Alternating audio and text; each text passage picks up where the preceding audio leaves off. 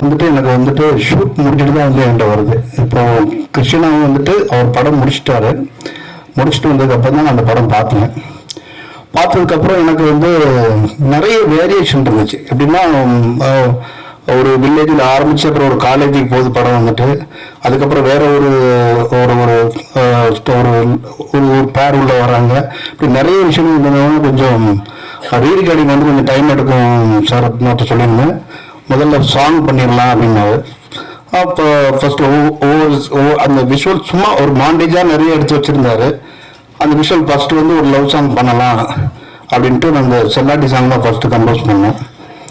ஒரு டீம் தான் அவர் வந்து எனர்ஜெட்டிக்காக இருக்கணும், எங்கேயுமே போர் அடிக்கக்கூடாது அப்படிங்கும்போது அது ஒரு நாளைக்கு வாங்கன்னு சொல்லிட்டு ஒரு ஒரு ஐடியா பண்ணி பல்ல விசாரணை போட்டு வந்திருந்தேன்.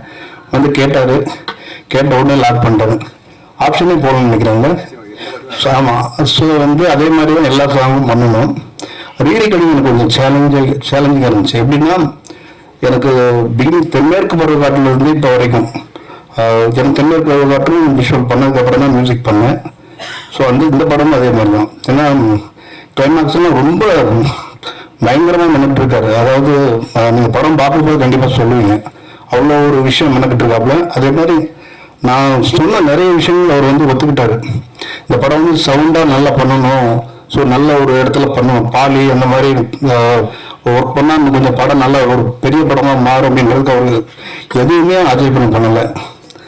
அதுக்கப்புறம் கேமராமேன் அவர் வந்து என்னென்னா ஃபர்ஸ்ட்டு அவர் சொன்ன மாதிரி எனக்கு அவர் வந்து கேமராமேன் எனக்கு தெரியாத ஒரு பக்கம் இருந்தாலும் நான் வந்து என் ஸ்டுடியோவில் எப்படின்னா ஒர்க் பண்ணும்போது யாரையுமே ஃபர்ஸ்ட் அலோவ் பண்ணுறது. ஏன்னா டைரக்டர் நானும் நிறைய விஷயங்கள் வந்து பேசிட்டு இந்த மாதிரி பண்ணலாம் இந்த மாதிரி பண்ணலான்ட்டு இவங்க ஏதாவது எக்ஸ்ட்ரா ஐடியா கொடுத்தாங்கன்னா திரும்ப அதுக்கு உட்காந்து ஒர்க் பண்ணணும்னு சொல்லிட்டு அலோவ் பண்ணுறதில்ல. நான் வந்து ரீரிகார்டிங் ஃபுல்லாக முடிச்சுட்டு அவருக்கு காமிக்கிறேன் அப்படின்னு சொல்லி தான் அவரை வந்து நான் வெயிட் பண்ண சொல்லுவேன். மற்றபடி நான் உங்களை ஒன்றும் அவாய்ட் பண்ணல. ஸோ அதனால ஆமாம், அதை நீங்கள் வந்து வஞ்சம் தீர்த்துறாதீங்க.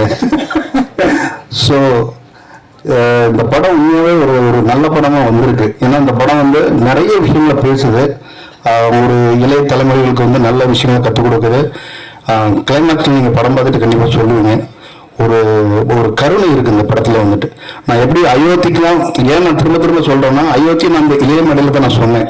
இந்த ஒரு குறிஞ்சி பூ பூக்கிற மாதிரி ஒரு படம் அயோத்தி வந்திருக்கு. அதே மாதிரி இந்த படத்துல ஒரு கருணை இருக்குது. இந்த படத்தை கண்டிப்பாக நீங்களாம் கொண்டு போய் சேர்க்கணும். ஏன்னா மக்கள்கிட்ட நீங்கள் நினச்சாதான் வந்து இந்த படம்லாம் போயிட்டு சேரும். சின்ன சின்ன படங்கள்லாம் வந்து நீங்கள் நினச்சி நீங்கள் எழுதினாதான் இந்த படம் மக்கள்கிட்ட போய் கடைசி வரைக்கும் போய் சேரும். ஸோ கண்டிப்பாக அந்த படத்துக்கு சப்போர்ட் பண்ணுங்கள்.